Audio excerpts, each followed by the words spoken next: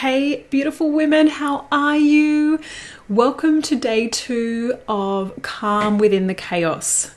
I want to apologize that it's so late. I totally intended on doing this earlier, but had a busy day. Little one was here, and now that she's in bed, now I've got a free minute. So I'm sorry I've given no one any notice. So hopefully some people will jump on, but I will also be emailing this out. So if you haven't registered yet, I'm going to pop the link down in the comments so you can register.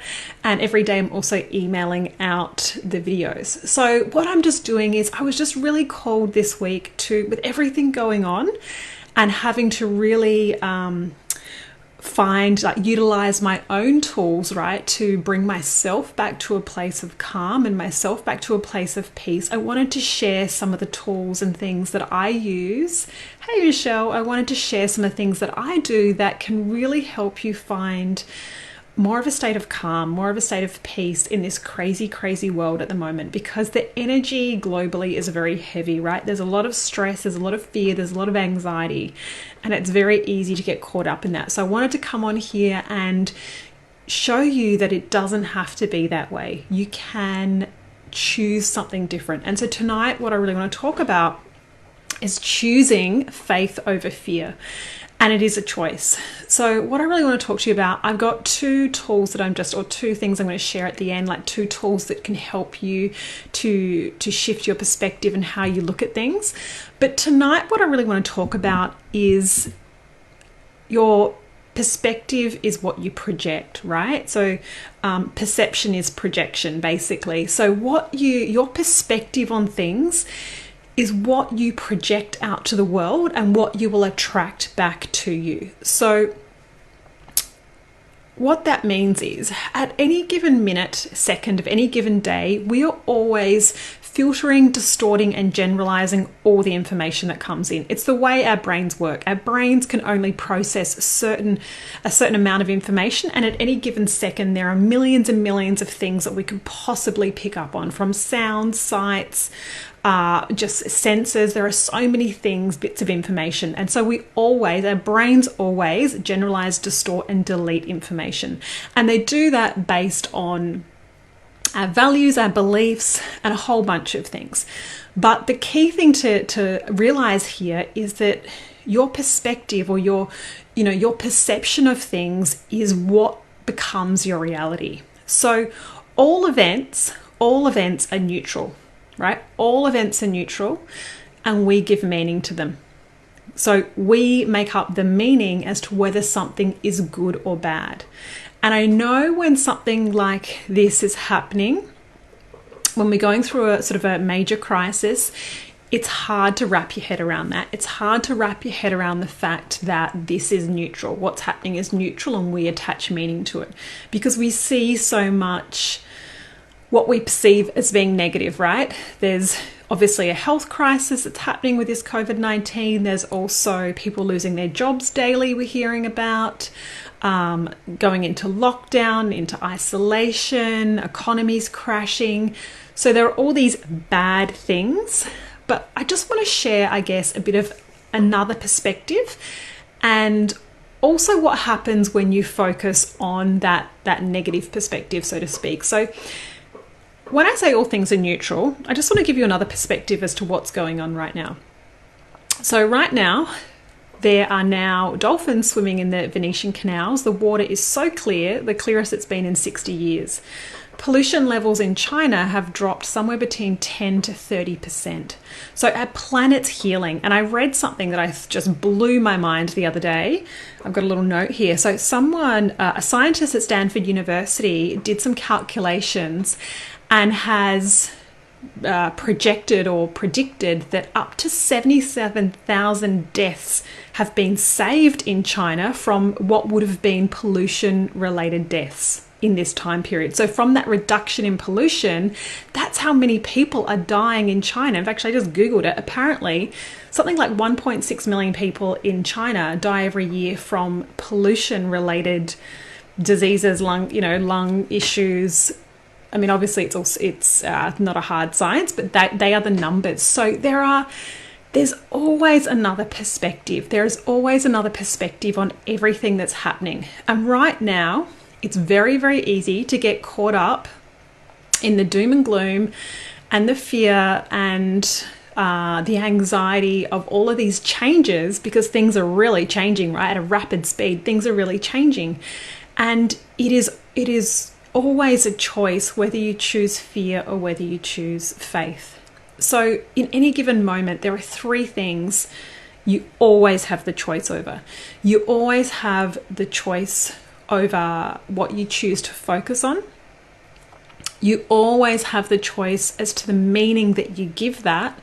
And then you always have the choice as to how you react. And right now, it is so important what you choose to focus on, the meaning you give to it, and how you choose to react. So I just want to share a little example that to really highlight how your perception really projects the outcome of your life, right? And how much this really shapes your reality. So let's just imagine, this is completely unrelated to what's going on, but let's just imagine you're going to go and meet your partner in a restaurant for dinner, which I know you can't do right now, but in the past when you could meet your partner in a restaurant for dinner. So let's say person A is going to meet their partner in a restaurant for dinner.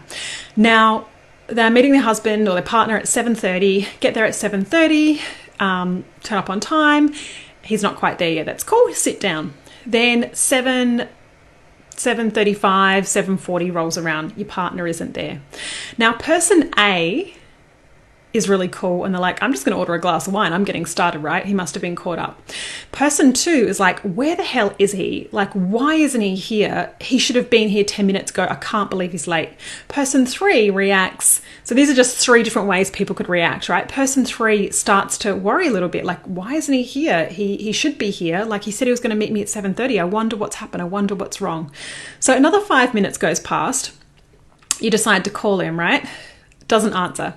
Person 1 is like, must have a good enough reason, enjoying a glass of wine, must have a good reason for not being here. Person 2 is really starting to get irate, really starting to get pissed off. Why the hell isn't he answering his phone? I can't believe it. Why didn't he answer his phone? Person 3 is starting to get a bit panicky. So person 3 is like, oh my God, maybe he's been in an accident, maybe something's happened, like what's going wrong? I can't believe it.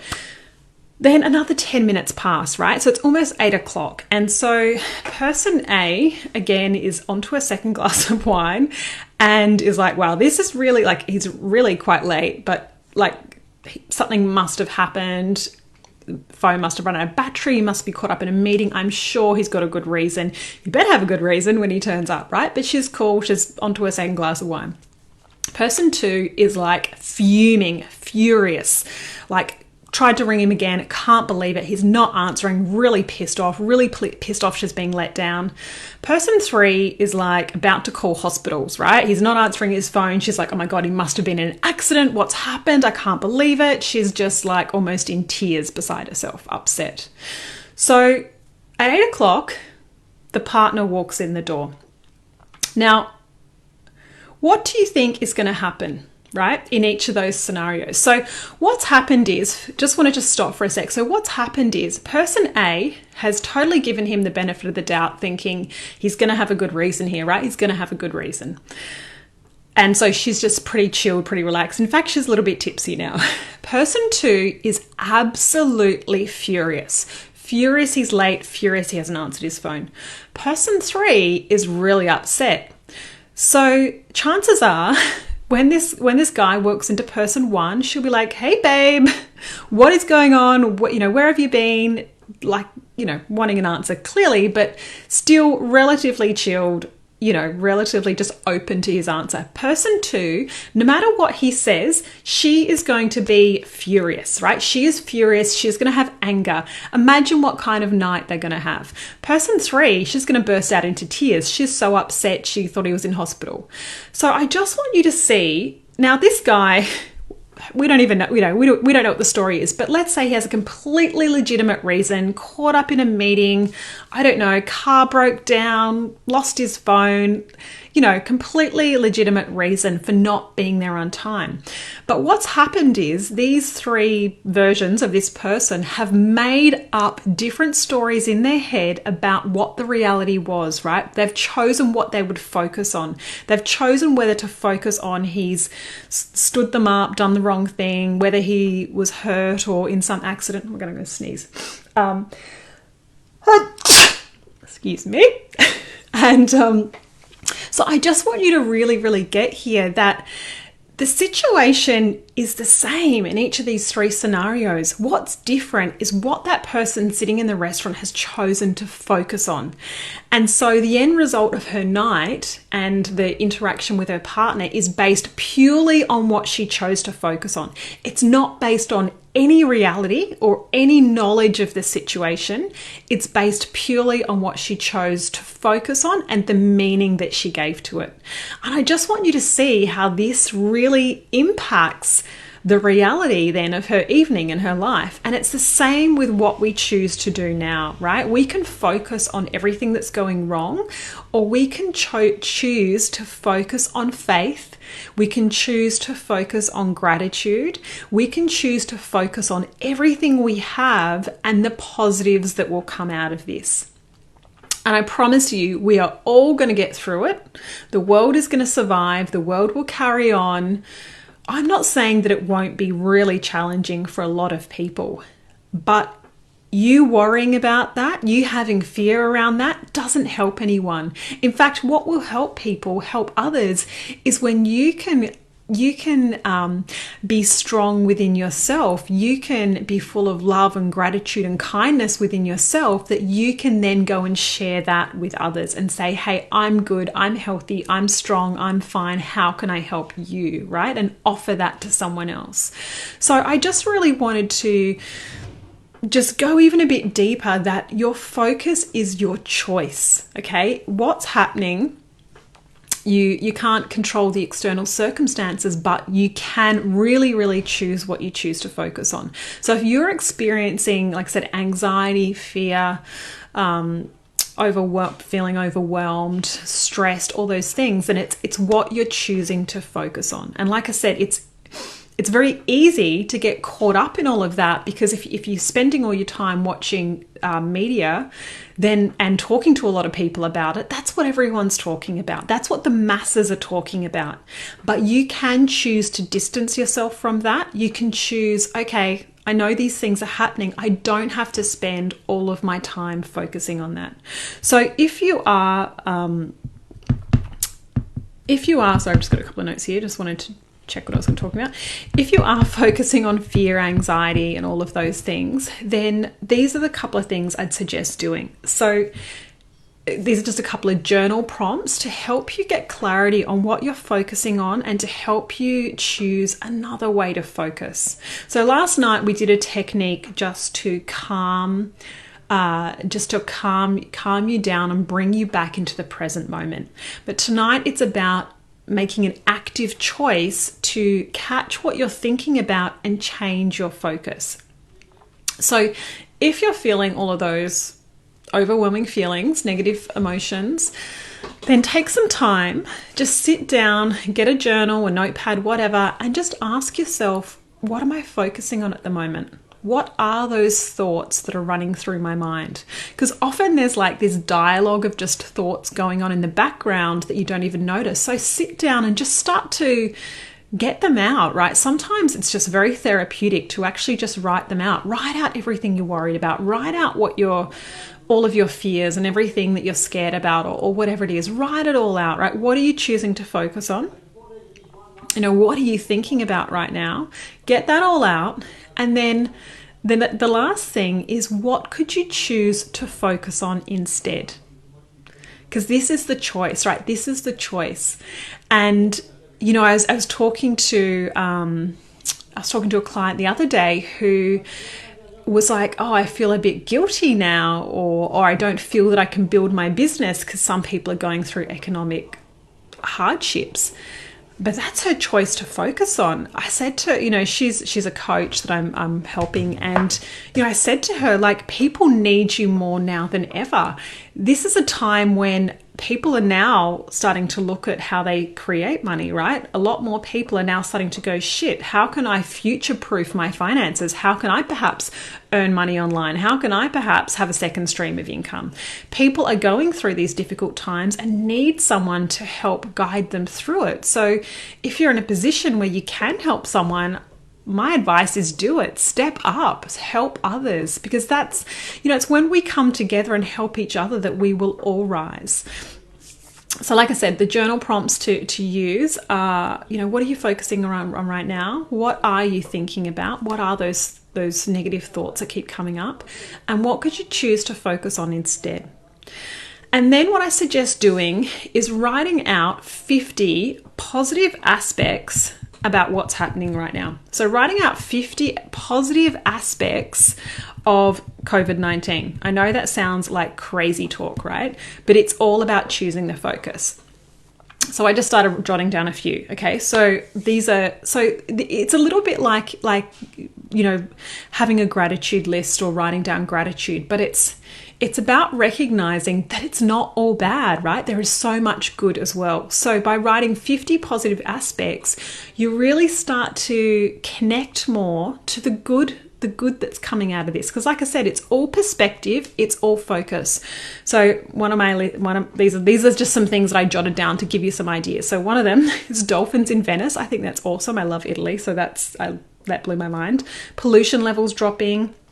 More time at home with family, more time to bake with my daughter, more time to do craft with my daughter, no more morning rush to get anyone out of the house, just a chance to connect and bond more with family, time to read more books, time to do some more study, time to redo my vision board and my goals again.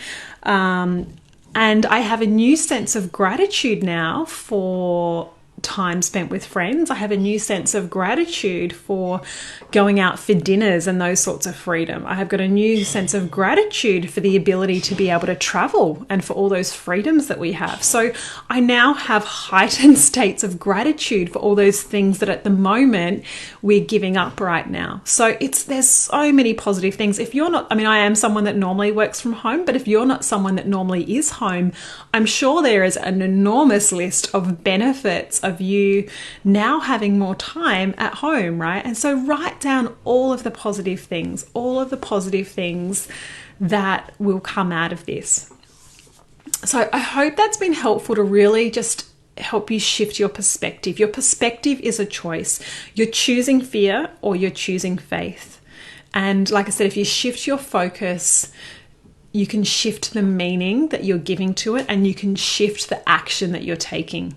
And my advice, if you've got your own business, now is the time to lean into it. Now is the time to build that, especially if you're working online, right? This is the time when so many other people are looking for online businesses. So many other people are looking to future-proof their situation, their finances. And it's up to us. It's up to us as the entrepreneurs of the world or the coaches of the world to be helping others, to be helping them rise through this. So I hope that was... I hope you found that useful. Like I said, the rest of the days, I've got 3 more days. I'll just be sharing all different sorts of tools, all different sorts of things in different ways to really help you find the calm within this crazy chaos. So have a beautiful night. I will talk to you soon. Bye for now.